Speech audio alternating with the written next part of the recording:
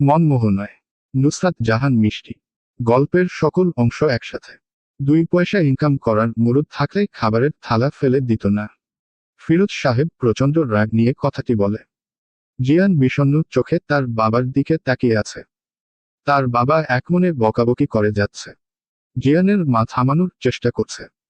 এটা দেখে তার বাবার রাগান্বিত গলায় বলে, মা যেমন ছেলে তেমন।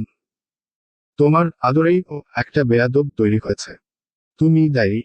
মায়ের সঙ্গে খারাপ আচরণ করবে না। জিয়ান কিছুটা রেগে গিয়ে কথাটি বলে। এটা শুনে তার বাবা বিদ্রূপের ভঙ্গিতে হেসে বলে, হ্যাঁ, বাপের হাতে 2 পয়সা তুলে দেওয়ার মুরুদ না থাকলেও তার সাথে তর্ক করার মুরুদ রয়েছে। তার কষ্টের টাকায় কেনা খাবার ফেলে দেওয়ার মুরুদ রয়েছে। অন্যরা ছেলেদের পড়ালেখা করায় ভবিষ্যতে শান্তিতে থাকতে। আর আমি করিয়েছি ঘরে এক বেকার বসিয়ে বসিয়ে গিলানোর জন্য। এটা শুনে জিয়ান রাগ নিয়ে খোঁজ ছাড়ে। পিছন থেকে তার মা ডেকে বলে, বাবা যাস না। তার স্বামীকে উদ্দেশ্য করে বলে, প্লিজ জিয়ানকে থামান। আপনি কেন বারবার তাকে কথা শোনান? চাকরির জন্য সে কি কম চেষ্টা করছে? ফিরোজ সাহেব স্ত্রীর কথায় গুরুত্ব না দিয়ে ঘরের মধ্যে চলে যায়। জিয়ানের মা নীরবে কেঁদে দেন। বাবা, ছেলের এই ঝামেলায় তার এটা করা ছাড়া কোন উপায় নেই। তার বেশ কষ্ট হচ্ছে। ছেলেটা না খেয়ে চলে গেল। এই তো কিছুক্ষণ আগে এসে তারা দেখিয়ে বলল, মা খুব ক্ষুধা লেগেছে, তাড়াতাড়ি খাবার দাও। মা খাবার বেড়ে দিতে হাসি মুখে খেতে নেয় জিয়ান। সবে ভাতের প্রথম লোকমা মুখে দিবে করে সেই মুহূর্তে বাবা এসে দাঁড়ায়। তার বেকারত্ব নিয়ে কথা শোনাতে শুরু করে। এক পর্যায়ে বলে, চাকরি জোগাড় করতে পারে না কিন্তু পেট ভারতে ঠিকই বাড়ি আসতে পারে। এই কথাটা শুনে জিয়ানের রাগ হয়ে যায়। সে খাবার রেখে উঠে দাঁড়ানোর সময় হাত লেগে খাবারের থালাটা নিচে পড়ে যায়। এটা দেখে তার বাবা আরো বেশি রেগে যায়। এজন্য তার খাওয়াটা হলো না। রাগ দেখিয়ে চলে গেল। একদিকে স্বামী, অন্যদিকে সন্তান। জিয়ানের মা রয়েছে বিপদে। জিয়ান পাড়ার মোড়ের টং দোকানে এসে বসে। মনটা ভীষণ খারাপ। বিষণ্ণতা কাটাতে 1 কাপ গরম চা হলে মন্দ হয় না। তাই দোকানদারকে উদ্দেশ্য করে বলে, মামা একটা চা দাও। দোকানদার মাথা নাড়ায়। কিছু সময়ের মাঝে জিয়ানের হাতে চা পৌঁছে যায়। চায় এক চুমুক দিতে তার ফোনটি বেজে ওঠে। জিয়ান ফোন বের করে কলটা ধরতে ওপাশ থেকে সারা বলে, জিয়ান বাবা আমার বিয়ে ঠিক করেছে। কথাটি শুনে চমকে উঠে জিয়ান। হাত খাওয়া চায়ের কাপটা রেখে সে একটু দূরে গিয়ে শান্ত গলায় বলে, মজা করছো আমার সাথে সারা? কাল সকালে আমার সাথে দেখা করতে পারবে প্লিজ? সারা জিয়ানের প্রশ্নের জবাব না দিয়ে কথাটি বলে। জিয়ান নিজেকে শান্ত রাখার চেষ্টা করে বলে, সত্যি তোমার বিয়ে ঠিক হয়েছে? হ্যাঁ। সারা মলিন কণ্ঠে জবাব দেয়। জিয়ান একদম নিশ্চুপ হয়ে যায়। নিজের উপর নিজের খুব রাগ হচ্ছে। সারা আবারও তার সঙ্গে সকালে দেখা করতে চায়। জিয়ান এবার বলে, আসবো আমি। সারা কিছুটা স্বস্তি পায়। অতঃপর নরম গলায় বলে, চাকরির কোন ব্যবস্থা হলো? না। জিয়ান খুবই ঠান্ডা গলায় কথাটি বলে। সারা তার মনের অবস্থা বুঝতে পারে। অতঃপর বলে, চিন্তা করো না, হয়ে যাবে। যতদিনে চাকরি হবে ততদিনে তুমি থাকবে। তোমায় পাবো। জিয়ানের প্রশ্নটির শুনে সারা স্তব্ধ হয়ে যায়। তৎক্ষণাৎ দেবার মতো ভাষা খুঁজে পায় না। কয়েক মুহূর্ত চুপ থেকে বলে, আমি তোমাকে ভালোবাসি জিয়ান।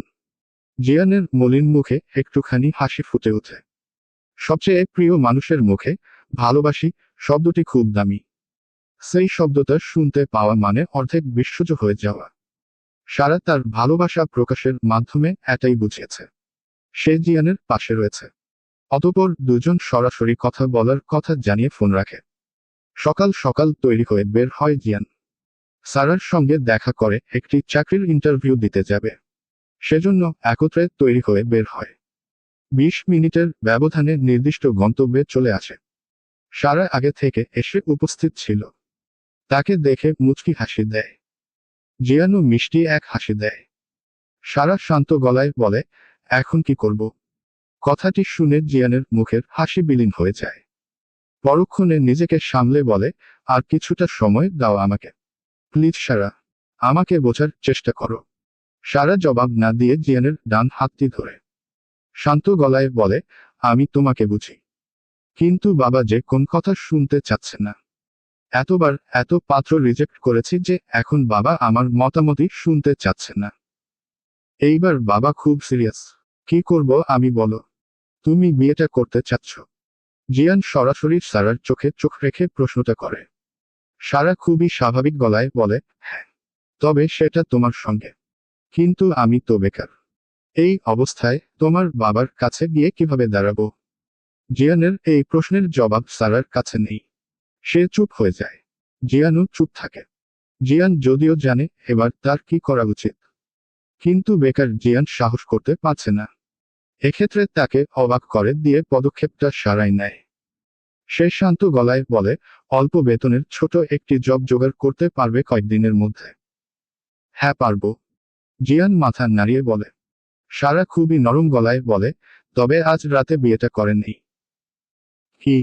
জিয়ান অবাক হয়ে সারার দিকে তাকায়। বিস্ময়ে তার মুখটা থ হয়ে যায়।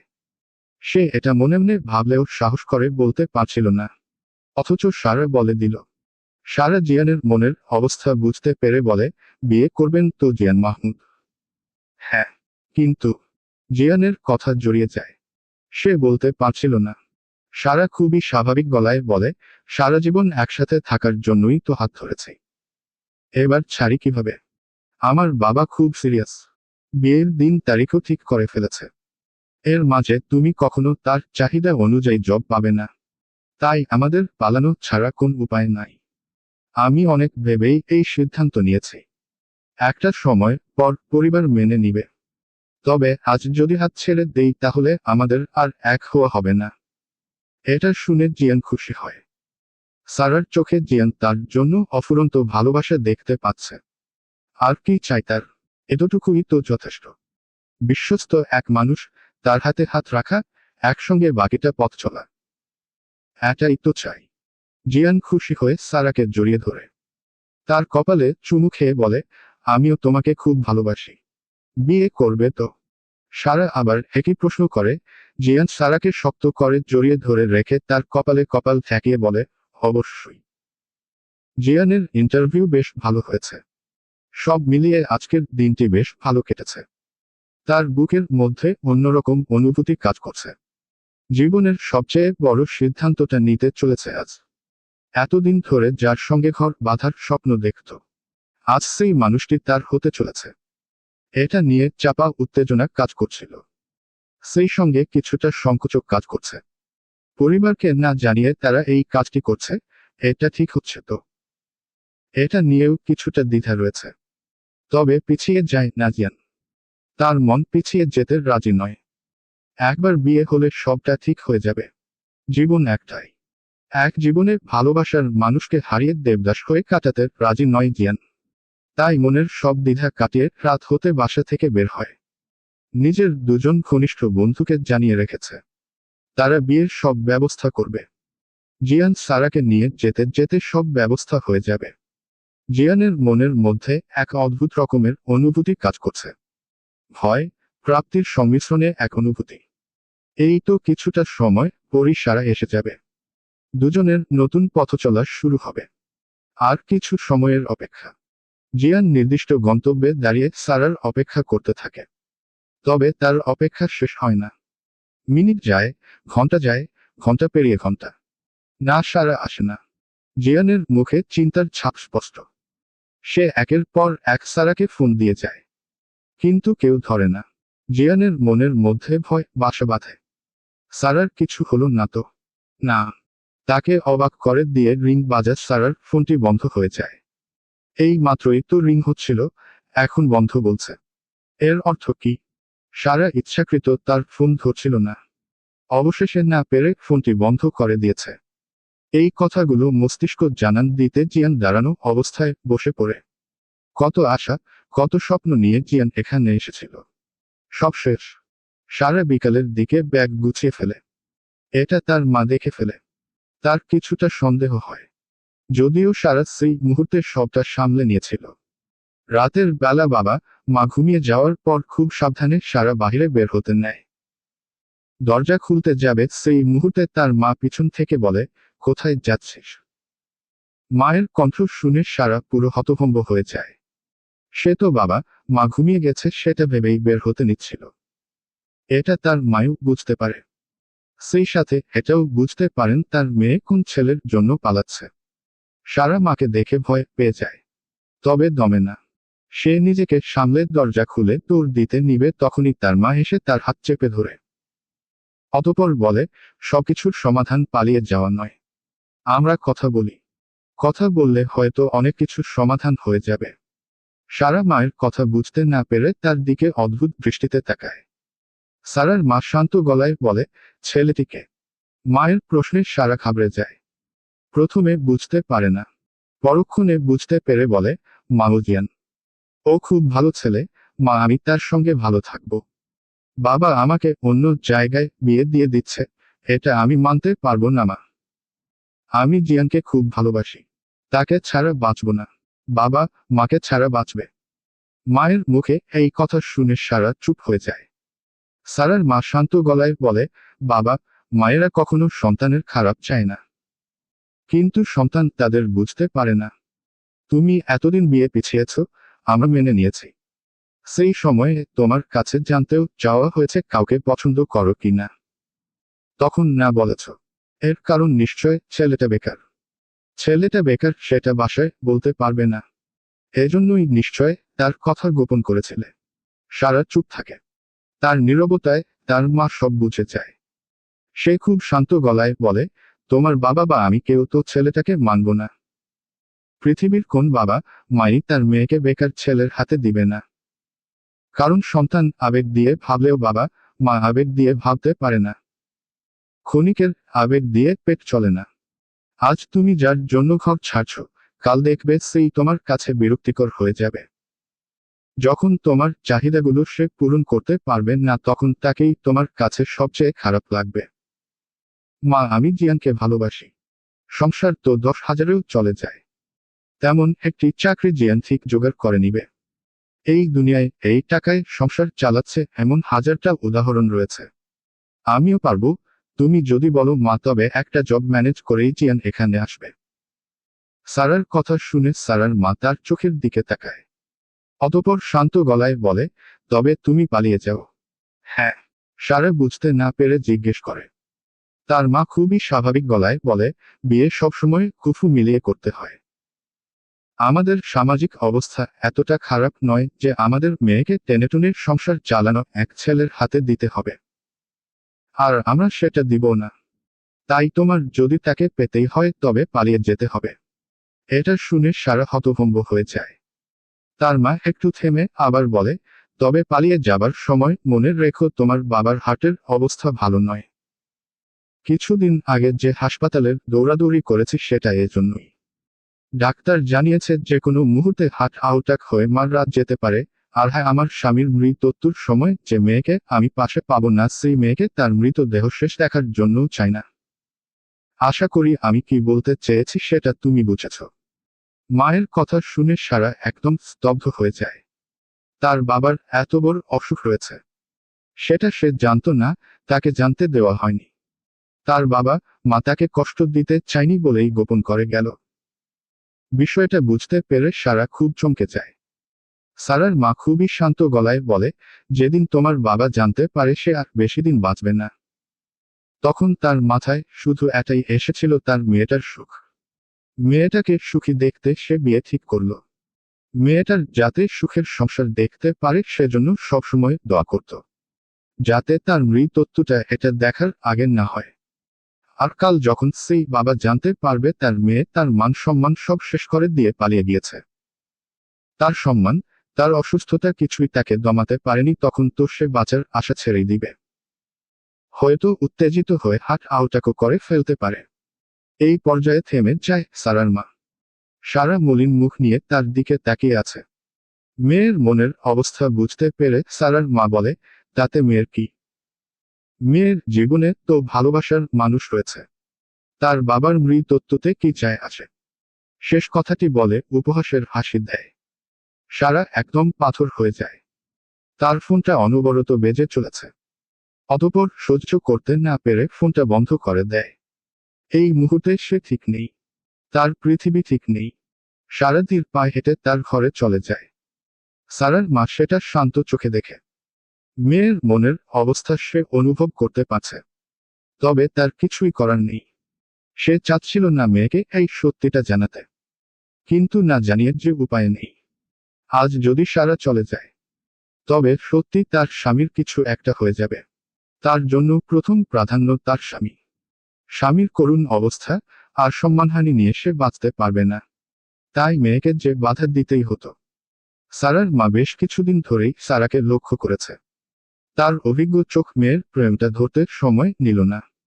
সেই সাথে কিছুদিন যাবৎ লক্ষণ ভালো ছিল না। বিয়ের কথা শুনেই মেয়েটা কেমন অন্যমনস্ক হয়ে গিয়েছিল, সেটা চোখ এড়ায় না তার। তাই তো মেয়েকে অনেকদিন যাবৎ রাতে লক্ষ্য রাখছিলেন। আজ ব্যাগ গোছানো দেখেই যা বোঝার বুঝে গিয়েছে সারার মা। তিনিও প্রস্তুতি নিয়েছিলেন। সারার নিজেকে ঘরবন্দি করা দেখে সারার মা মনে মনে বলে, বিয়ের আগের প্রেম বিয়ের পর এমনি মন থেকে মুছে যাবে। আজ যার জন্য কান্না করছে, কাল তার কথা ভাবতেও চাইবে না। এটা বলে মনে মনে এক দীর্ঘশ্বাস ফেলে উঠে দাঁড়ায় তিনি। মেয়ে যে আর পালাবেন না এটা নিশ্চিত হয়ে ঘরে চলে যায়। এদিকে একের পর এক ফোন দিয়ে যাচ্ছে জিয়ান সারাকে। তার ফোনটি বন্ধ, এখনো বন্ধ। জিয়ান পুরো থ হয়ে বসে থাকে। সে পুরোটা রাত সেখানেই বসে থাকে, এই আশায় যে সারা আসবে। কিন্তু না, সারার কোন দেখা নাই। সারা আসে না। অতঃপর সকালে বাধ্য হয়ে জিয়ান বাসায় ফেরে। জিয়ান যখন বাসায় ফেরে তখন তাকে খুবই বিধ্বস্ত লাগছিল। তার মা এটা দেখে কিছুটা ভয় পায়। সে উদ্বিগ্ন গলায় বলে, সারারাত কোথায় ছিলি?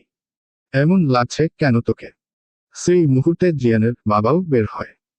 ছেলেকে 2-4টা কথা শুনিয়ে দেয়। একে তো বেকার, তার উপর সারারাত বাড়ি ফেরেনি। তবে জিয়ান কোন প্রতিক্রিয়া দেখায় না। সে চুপচাপ ঘরে গিয়ে ফ্রেশ হয়ে আবার বের হয়।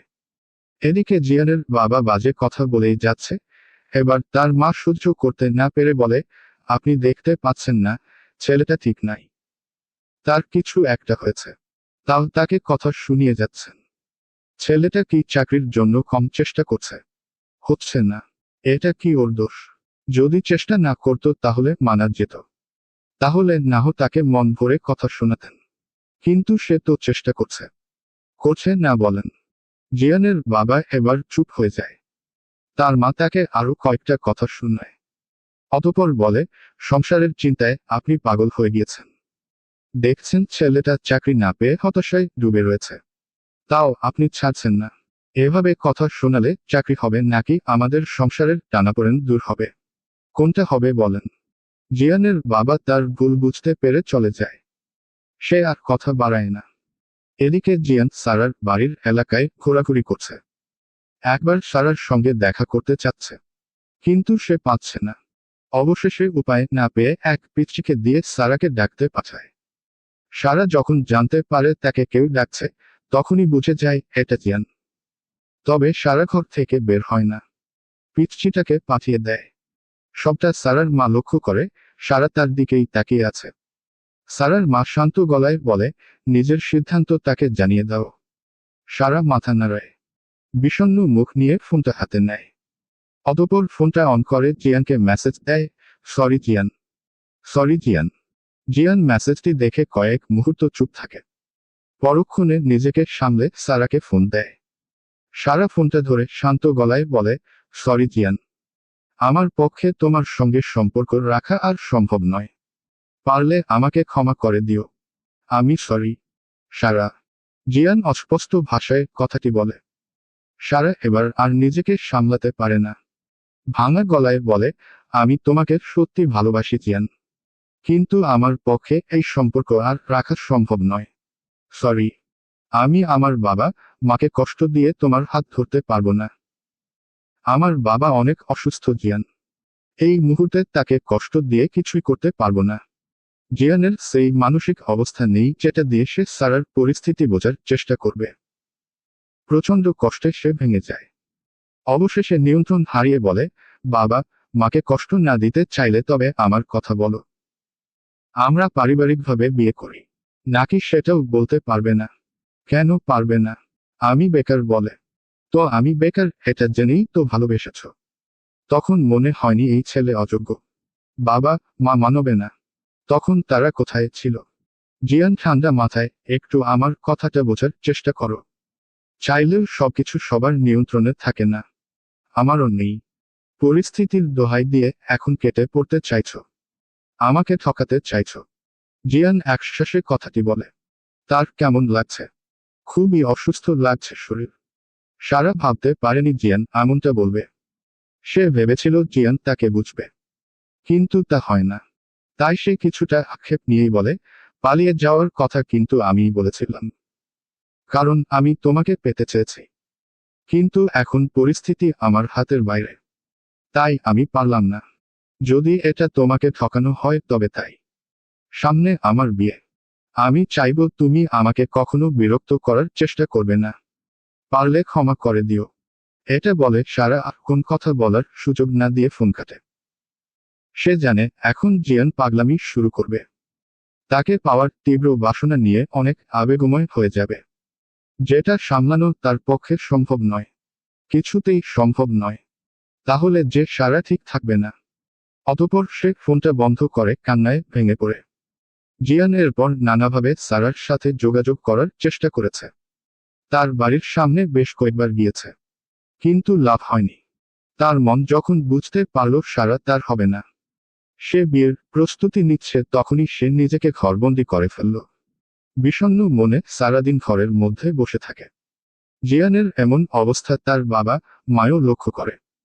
এটা দেখে জিয়ানের বাবা আজকাল কথা শোনানো বন্ধ করে দেয়, বরং খুব ভালোভাবে বোঝানোর চেষ্টা করে। একটা সময়ের পর জিয়ানের বাবা মা তার কাছে এসে সরাসরি বলে, কোন মেয়ের জন্য কষ্ট পাচ্ছ? জিয়ান তাদের কথা শুনে হতভম্ব হয়ে যায়। জবাব দেয় না। জিয়ানের বাবা শান্ত গলায় বলে, দেখো বাবা, তোমার খারাপ চায় না। এই বয়সে একটা ছেলে বেকার, তাই বাবা মাঝে সাঝে কষ্টে দুই চার কথা বলে দেয়, যাতে জেদে হলেও কিছু একটা করতে পারো। অথবা বলতে পারো বাবা এখন শান্তি চায়, বসে খেতে চায়।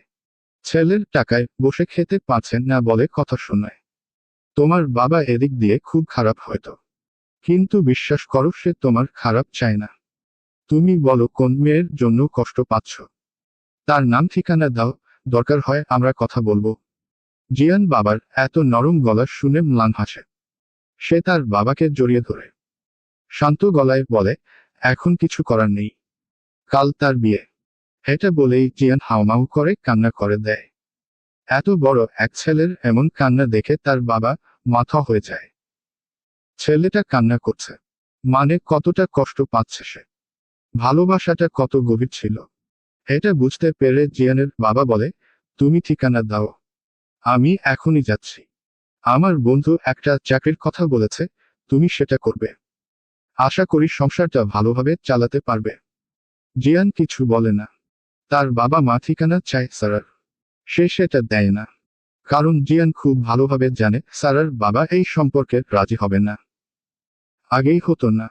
এখন তো কাল বিয়ে। এখন একদমই নয়। উল্টো তার বাবা মা অপমানিত হবে। সেটা জিয়ান চায় না। জিয়ান নিজেকে সামলে বাবাকে বলে, ওসব বাদ দাও। তুমি চিন্তা করো না বাবা, আমি ঠিক আছি। আর হ্যাঁ, খুব শীঘ্রই আমি একটা চাকরি জোগাড় করে নিব। কয়েকটা ইন্টারভিউ দিয়েছি, হয়ে যাবে। জিয়ানের বাবা মা ছেলের এসব কথায় কান না দিয়ে সারার ঠিকানা চায়। জিয়ান এই সম্পর্কে কিছুই বলে না। অতঃপর জিয়ানের বাবা মায়ের হার মানতে হয়। সারার মাহবুব জামাইয়ের ফোন সারার কানে ধরিয়ে দেয়। সারা টুকটাক কথা বলে। সে যথাসাধ্য চেষ্টা করছে নিজেকে স্বাভাবিক রাখার, এই বিয়েটাকে স্বাভাবিকভাবে নেওয়ার। সেভাবে মেপে মেপে কথা বলছে। অপর প্রান্ত থেকে অবশ্য তার হবু স্বামী তার সাথে সহজ হওয়ার চেষ্টা করছে। সারাও রেসপন্স করার চেষ্টা করছে, যদিও তার চোখের সামনে শুধু জিয়ানের স্মৃতিই ভাসছে। যখনই মনে হচ্ছে আর পারছি না, এক ছুটে জিয়ানের কাছে চলে যাই, তখনই তার বাবার কথাটা মনে পড়ছে। তার বাবা সেদিন এসে তার হাত ধরে বলে, মনে রেখো মা, এই বিয়ের সঙ্গে আমার সম্মানটা জড়িয়ে আছে। আমার সম্মানহানি হওয়ার কষ্ট আমি সহ্য করতে পারবো না, কিছুতেই না। সারা তখন বুঝতে পারছিল না তার বাবা এসব কেন বলছে। একটু থেমে তার বাবা নিজেই বলে, একটা ছেলে তোমাকে খুঁজছে, অনেকের মাধ্যমে তোমার সাথে দেখা করতে চাচ্ছে। আমি জানি না সে কে, জানতেও চাই না।